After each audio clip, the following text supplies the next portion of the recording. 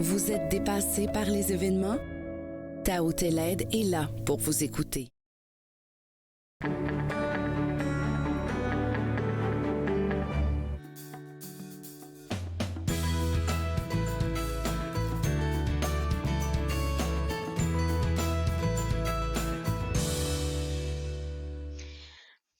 Bonjour et bienvenue à Entre nous, exclusivement sur les ondes de TV Rogers. Je suis Claude Andrea Bonny. Je me ferai un réel plaisir de passer la prochaine demi-heure avec vous. Aujourd'hui à l'émission, on va avoir la chance de parler avec notre courtière hypothécaire et aujourd'hui on va parler du resserrement des règles hypothécaires qui rentreront en vigueur à partir du 1er juin, donc à partir de demain. Elle va nous donner tous les détails à ce propos. Je vais aussi m'entretenir avec Ethel Côté, avec elle il sera question du journal Le Droit qui s'est constitué en coop et elle va nous donner plus de détails là-dessus. Et tout de suite pour commencer, j'ai la chance de parler avec Emmanuel Delporte qui est auteur et qui vient nous parler de son nouveau roman Je pense, qui est intitulé Daisy et Gaspard au royaume de Néphane. Mais avant tout propos, Emmanuel, j'aimerais juste dire quelque chose. Pour moi, quelqu'un qui se lance dans la littérature, c'est qu'il est amoureux de littérature, déjà pour commencer. Et moi, ma question pour toi ce matin, c'est pourquoi tu as choisi la littérature jeunesse? Bonjour, merci pour Bonjour. l'invitation. Alors juste avant qu'on commence vraiment à parler puis que je réponde à votre question, ça se prononce Néphan. Néphan, ok, autant pour moi. Ouais, non, c'est quoi? C'est un petit détail, mais c'est juste. Après, on peut le prononcer Merci. autrement. C'est pas tellement On gênant, va mais moi dire dans ma tête Néphan. c'était C'est plutôt ça. Néphan, oui, on C'est suit ça. l'auteur. Non, il y a pas de problème, il y a pas de problème. Je vous en veux pas. Euh, pour répondre à ta question, alors en fait c'est mon premier roman jeunesse que j'écris. Donc je suis pas vraiment, ça fait de moi peut-être un auteur jeunesse du coup, mais c'était quelque chose de nouveau. J'ai publié, j'ai eu la chance d'avoir d'autres textes publiés, des romans ou des nouvelles, mais c'était vraiment plus pour les adultes, enfin vraiment pour les adultes, puisque c'était plus fantastique, à tendance même d'horreur, donc pas vraiment Wow. adapté aux enfants pour le coup. Euh, donc c'est ma première incursion dans ce genre-là. Alors pourquoi Mais ce que ça a été quoi le déclic? oui, le déclic, c'est parce que j'ai deux enfants. J'ai une fille et un garçon. Euh, ils aiment beaucoup lire, surtout ma grande. Ma fille a 11 ans, mon fils a 7 ans maintenant. Quand j'ai commencé à écrire ce livre, mon fils était quand même plus petit, il découvrait juste les livres, c'était vraiment le début. Par contre, ma fille lisait déjà pas mal. Et j'avais très envie de leur faire découvrir un petit peu ce que je faisais. Il y avait une demande de la part de ma fille pour s'intéresser, elle commençait à s'intéresser à ce que je faisais aussi, mais évidemment, comme je vous ai dit, ce que j'écrivais, c'était pas du tout adapté pour eux. Donc il y avait l'envie de leur faire découvrir quelque chose de mon univers, mais qui soit vraiment adapté. C'est ça qui a motivé principalement l'écriture de ce roman. C'est comme ça que je me suis mis à l'écrire. À la base, c'était vraiment un récit que je voulais faire pour mes enfants. Je pensais pas nécessairement le faire publier. Enfin, c'était pas avec cet objectif en tête au début. Puis il se trouve que en l'écrivant, ça a pris une ampleur plus importante que ce que je pensais. Le texte lui-même s'est développé, a évolué. Et puis mes enfants l'ont beaucoup aimé. Donc Comme le producteur le disait tantôt en riant avant qu'on fasse notre entrevue, vos enfants étaient le focus group idéal. non, c'est sûr. Je pouvais pas. C'est sûr. Peut-être qu'après ils sont indulgents avec moi aussi, je sais pas. Non, je Mais dirais les pas enfants qu'ils sont peuvent être. indigents. Non, Parce que les j'ai eu enfants la peuvent chance de être. parler avec Lisanne Réau-Leblanc des éditions Interligne, qui est la maison d'édition qui vous a publié. Et puis, quand elle en parlait, là, elle parlait de ça avec tellement d'engouement que moi aussi, j'étais comme une petite fille en train de Ah mon l'écouter Dieu. parler de toute l'histoire du roman. Est-ce qu'on pourrait rappeler aux gens qui nous regardent, c'est quoi l'histoire de ce roman-là? Ça se Et passe Gaspard. aujourd'hui. C'est ça, Daisy et Gaspard au royaume de Néphan. Donc en fait, Daisy et Gaspard, ce sont deux enfants d'aujourd'hui. Vraiment, ils sont très inspirés des miens, hein, on va pas, pas se mentir. En fait, leur papa a disparu récemment dans des circonstances un peu bizarres. On ne comprend pas forcément très bien comment. Pour eux, il aurait disparu aspiré par un aspirateur géant. C'est un peu farfelu, Oh, mais pauvre coco. il aurait été en fait aspiré par son travail. C'est pas très clair. En tout cas, il est plus là, il est plus avec eux. Ils vivent avec leur maman. Tous ressentent le manque de leur papa. Et en fait, un soir, parce que c'est des enfants qui ont beaucoup de mal à dormir, et un soir, une fée vient toquer à leur vitre, vient les chercher, en fait, en leur disant qu'elle vient d'un royaume qui s'appelle le royaume de Néphant, que ce royaume est en danger et que ils ont absolument besoin d'eux pour sauver ce royaume. Donc, bien sûr, ils savent absolument Yeah. rien, ils savent pas du tout ce que c'est. Donc, ils partent avec cette fée pour ce royaume mystérieux de Néphant, qui effectivement est attaqué sous l'emprise d'un chevalier maléfique. Après, c'est difficile d'en dire plus si jamais Mais les gens oui, ont c'est envie de le ça, lire. c'est Je ça. voudrais pas gâcher l'histoire. Et puisque ces textes-là relèvent de l'imaginaire, je me dis que ça doit prendre beaucoup de concentration, beaucoup d'imagination, même en fait de l'auteur pour pouvoir écrire ça. Parce que ça nous envoie dans un autre monde. Oui, bah ouais, alors c'est le but. Alors oui, j'ai essayé de pas me mettre vraiment de limites et puis de laisser mon imagination, tu sais, vagabonder puis partir un peu dans tous les sens. J'ai pas voulu trop canaliser les choses. Euh, Moi, j'aime beaucoup un auteur qui s'appelait Roald Dahl. Euh, J'en ai lu beaucoup à mes enfants, puis ils adorent ça. Et ce qui est super dans ces romans à Roald Dahl, c'est que c'est très libre. Tu sais, il se met aucune barrière, ça part dans tous les sens. C'est complètement farfelu et puis un peu foufou là. J'ai essayé de retrouver un peu cet état d'esprit. Alors, je sais pas si j'y suis arrivé, mais en tout cas, c'est un peu ça que je voulais essayer d'amener, euh, être plus créatif et dans l'imaginaire que vraiment. Ça reste un récit construit, mais bon, la narration est statique finalement. Euh, donc c'est ça. Mais après, l'imagination aussi, ça s'inspire beaucoup de ce qu'on connaît, de ce qu'on lit. Parce que tu disais tout à Exactement. l'heure que oui, c'était intéressant ce que tu disais. Tu disais pour écrire, et on est d'abord un lecteur, hein, et Oui, oui, oui. c'est sûr que avant d'écrire, ben, j'ai lu beaucoup, puis je lis encore. Euh, et il y a beaucoup de sources d'inspiration.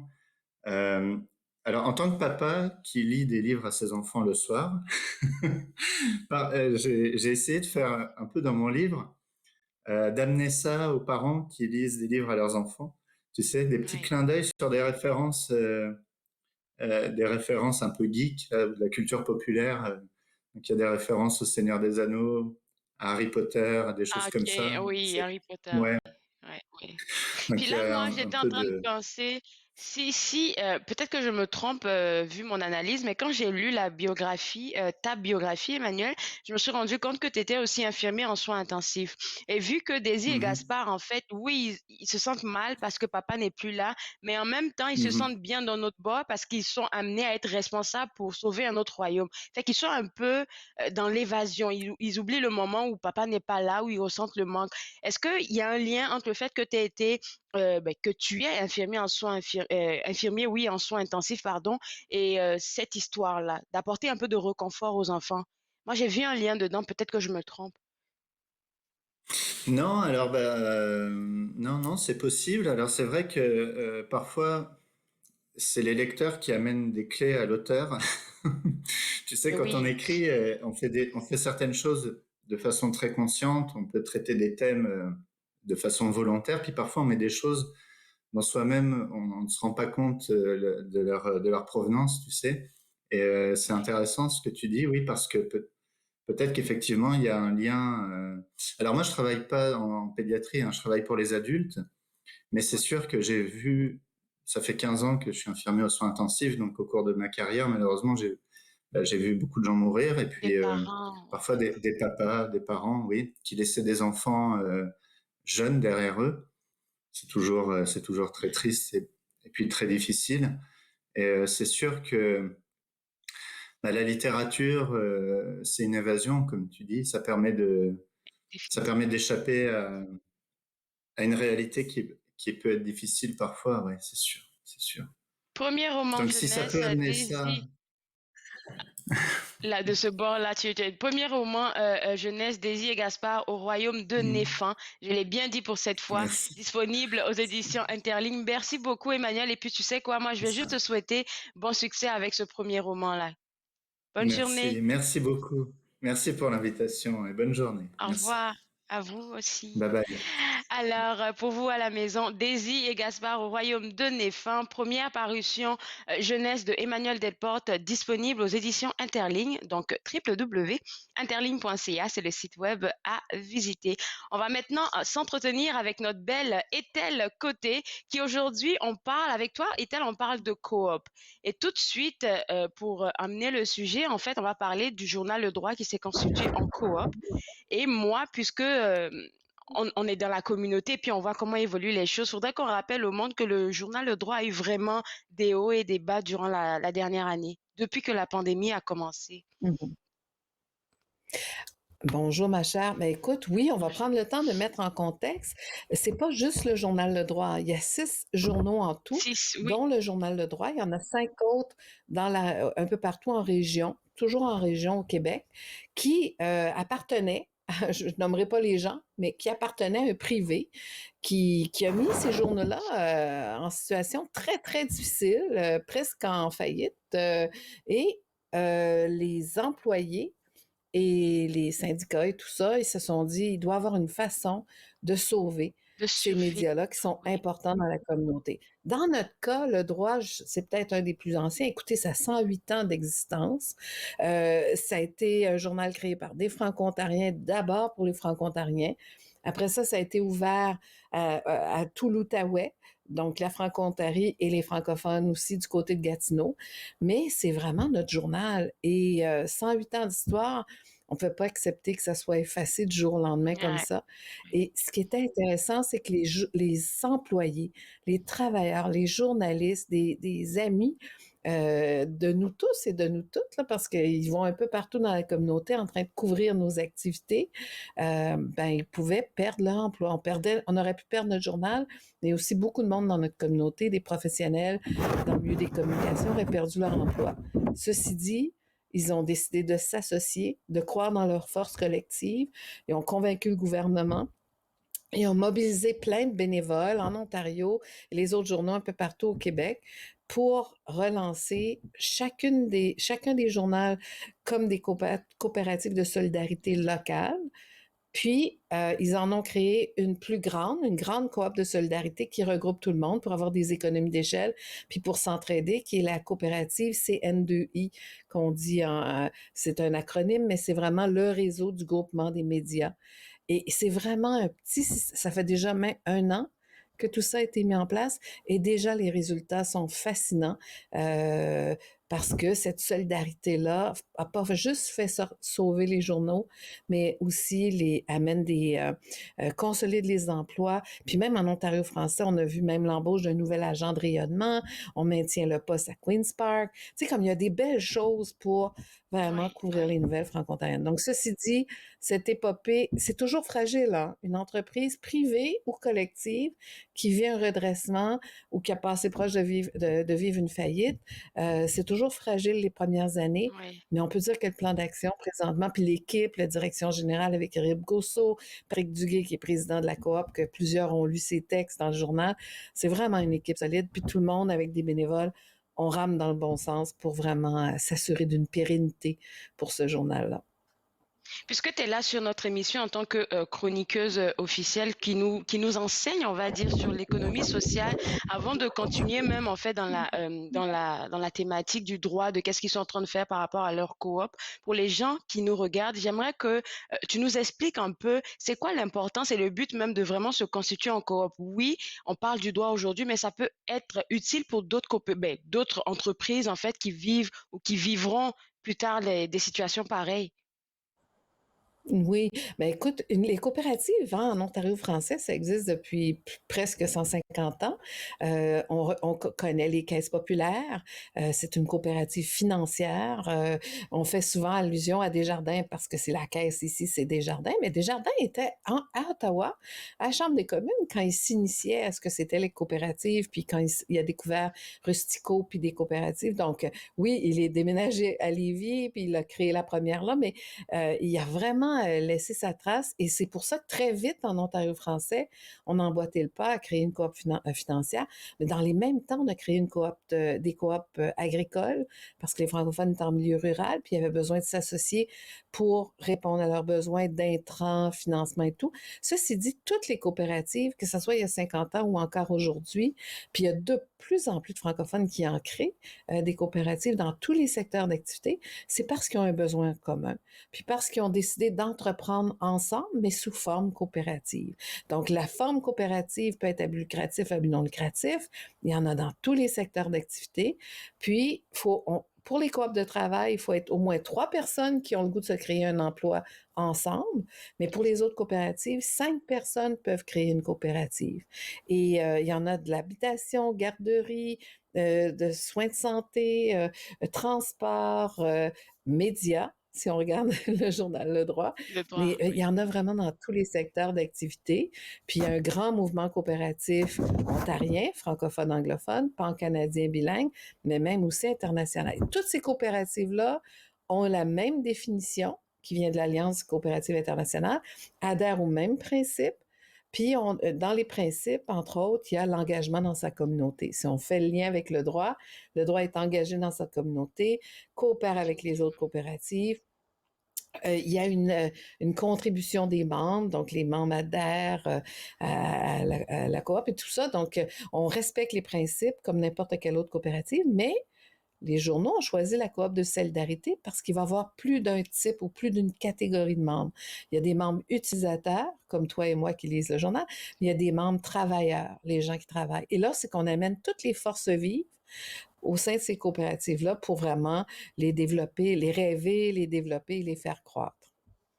C'est intéressant ça. Et moi, je suis juste en train de penser, puisque quand la nouvelle de tout ce qui s'est passé avec le droit il y a une année passée a remué beaucoup de personnes, parce que tu sais, le journal, comme tu l'as mentionné, il existe depuis plus de 100 ans. Ça a vraiment remué beaucoup de personnes parce que j'entendais des témoignages comme quoi, moi, je lisais le journal Le Droit depuis que je suis tout petit, là. Je voyais mes parents, mes grands-parents recevoir le journal et tout. Donc, les gens sont vraiment attachés à ça. Donc, pour ceux qui s'entendent dire aujourd'hui que le droit s'est constitué en coop. Comment monsieur, madame, tout le monde pourrait apporter un appui à cette coopérative-là? Ben oui. Ben, il y a deux choses. Présentement, on a créé un comité provisoire qui explore la meilleure structure qui pourrait être franco-ontarienne pour mobiliser les gens. Il y a eu Oui. plusieurs centaines de milliers de dollars de gens et d'entreprises qui ont voulu soutenir le journal Le Droit. Donc, les gens ont trouvé des façons de confirmer comment on voulait appuyer. Mais la meilleure façon entre toi et moi, ma chère, puis moi aussi, hein, mes parents le lisaient, moi je le lis depuis que je suis toute petite, c'est vraiment de s'abonner. Honnêtement, si on veut Oui. vraiment soutenir ce journal-là, d'abord, c'est de s'abonner. Et en attendant d'avoir une structure franco-ontarienne, parce qu'on est très impliqué dans tout ça, c'est qu'on a créé des produits franco-ontariens. On a un nouveau site Internet qui s'appelle ledroitfranco.com, où est-ce que des fois, on se dit, ah, ben, il y a des gens qui disent, ouais, mais c'est le fun, là, beaucoup de nouvelles, il est plus beau qu'avant, mais il y a une bonne partie qui va aussi sur des nouvelles québécoises. Ben, ils ont fait un pourcentage, hein, puis c'est vraiment moitié-moitié. On peut avoir n'importe quelle impression, mais c'est vraiment moitié-moitié. Donc, on a notre part. Mais vu que nous autres, on disait qu'on en voulait plus, ben, ils ont créé plusieurs initiatives carrément franco-ontariennes, dont le site ledroitfranco.com, dont la page Facebook Franco, le droit franco. Donc, les gens peuvent soit de la page Facebook ou soit de l'abonnement recevoir des nouvelles à tous les jours. Ils ont même créé une infolette. Si toi et moi, là, on a des journées trop chargées, on peut s'abonner à l'infolette, puis au moins, on reçoit les titres, 2, 3 lignes de sujet, puis là, si on clique dessus, ça nous amène à l'article. Mais Merci. imagine à quel point ça peut être efficace. Et Efficace, il ouais, c'est s'assure vrai. aussi ben oui, puis Il là, va on nous a rester toujours 15 la personne, secondes. ils ont investi. Ah, ils ont investi à Queen's Park, puis ils ont investi dans un agent de rayonnement. Mais ceci dit, ce que je voulais dire, c'est que le droit, c'est une coop. La coop est de chez nous. C'est 108 ans d'histoire. Puis je pense que si on veut vraiment la soutenir, éventuellement, il y aura sans doute des membres utilisateurs aussi franco-ontariens avec la structure franco-ontarienne. Mais entre-temps, abonnons-nous. C'est la meilleure façon d'assurer la Merci. pérennité du journal. Et je pense qu'ils ont fait beaucoup Merci. d'efforts pour faire toute l'étoffe Oui, franco-ontarienne. définitivement. Merci beaucoup, Estelle. Et puis pour les gens qui veulent peut-être plus d'informations sur tout ce qu'on vient de discuter, je vais les inviter à visiter ton site web pour pouvoir t'envoyer un petit courriel pour savoir les meilleurs moyens pour aider le journal Le Droit. Merci et bonne journée à toi. Merci, bonne journée, au revoir. À la Bye. prochaine. À la prochaine. Alors, pour vous autres à la maison, pour être en contact avec notre belle Estelle Côté, www.mecenes.ca, c'est le site web à visiter. On va maintenant parler avec notre courtière hypothécaire Claudia. Et Claudia est là ce matin pour nous parler. Enfin, tu viens nous annoncer la grande nouvelle. Il y a récemment des règles C'est ça. hypothécaires qui vont entrer en mesure demain. Et puis, franchement dit, j'y comprends rien du tout. Qu'est-ce qui se passe en fait? Donc, comme tu le sais, je sais qu'il n'y a pas assez de... Ce qui se passe maintenant, c'est le nouveau test de résistance qui commence demain, le 1er juin.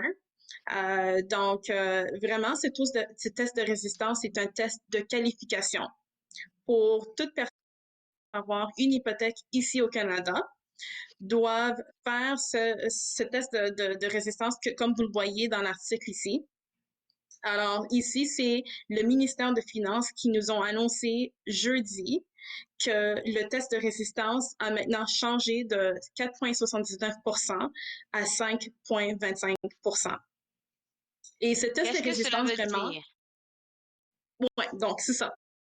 Je pense vraiment, c'est que cela veut dire, c'est que chaque personne qui cherche à avoir une hypothèque ici au Canada, même si tu mets moins que 20% ou tu décides de mettre plus que 20%, tu dois vraiment ils vont te faire un test. Et ce test de résistance, c'est ce qu'on voit ici. Donc, sur l'image ici, vous voyez 3 différents scénarios. Donc, le premier scénario, c'est sans test de résistance. On voit qu'une personne qui veut avoir une hypothèque ici à 300 000 avec un taux d'intérêt de 1,99% a besoin d'avoir un revenu de 50 000 dollars par année pour pouvoir se qualifier à une hypothèque de 300 000. Présentement, comme je vous ai dit, le test de résistance est présentement à 4,79% jusqu'à aujourd'hui, puis demain, ça change à 5,25%.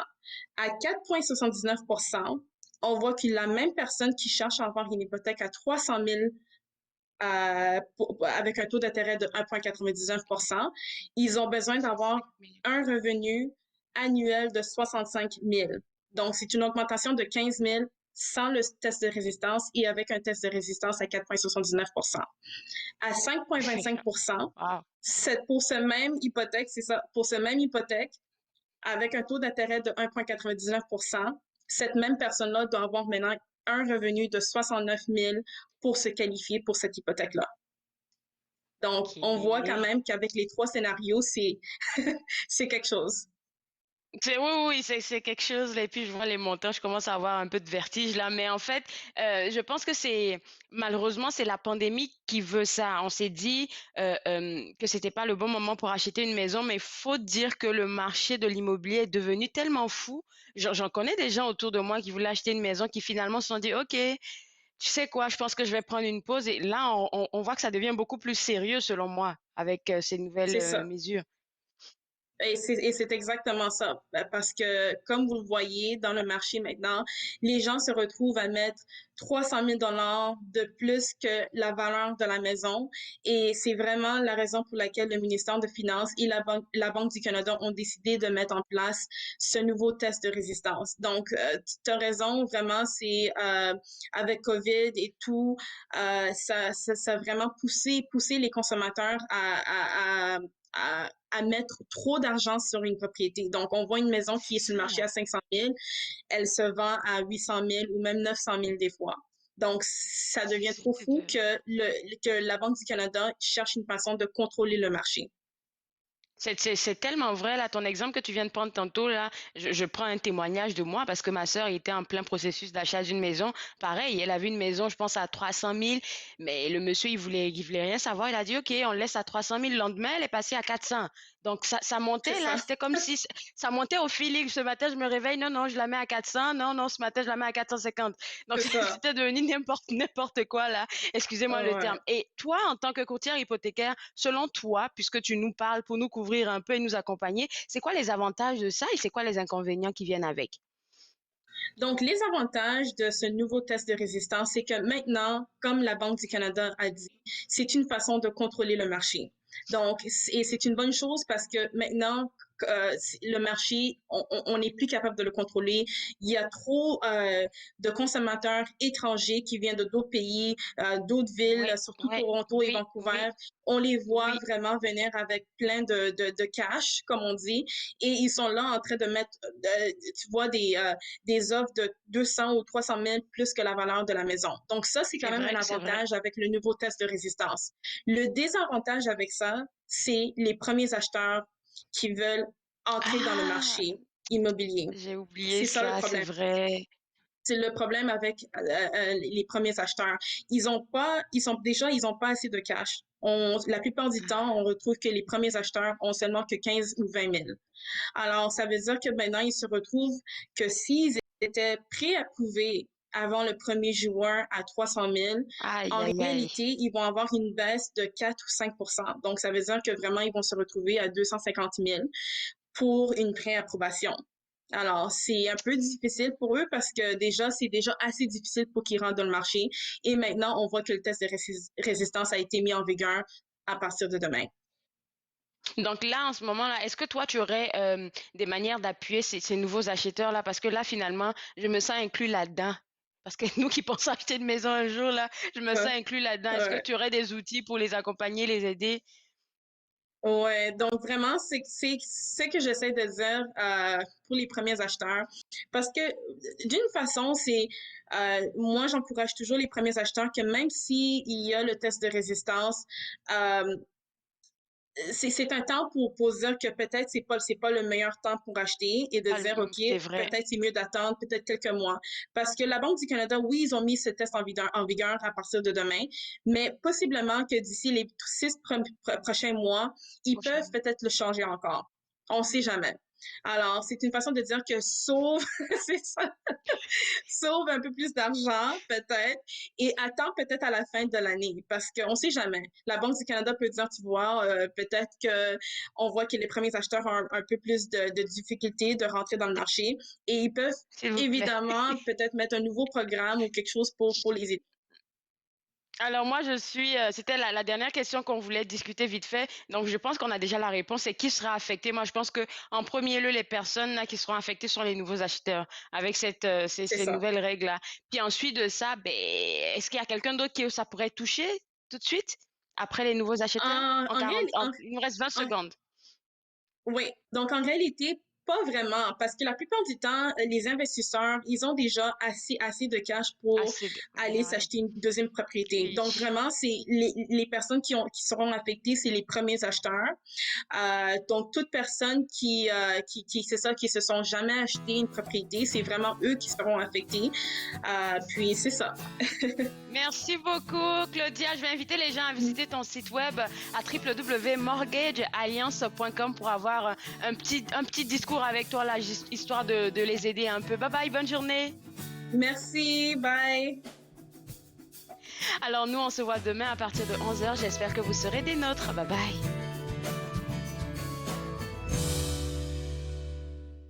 Faites-nous part de vos commentaires en composant le 613-521-2323 par courriel sur Facebook et Twitter.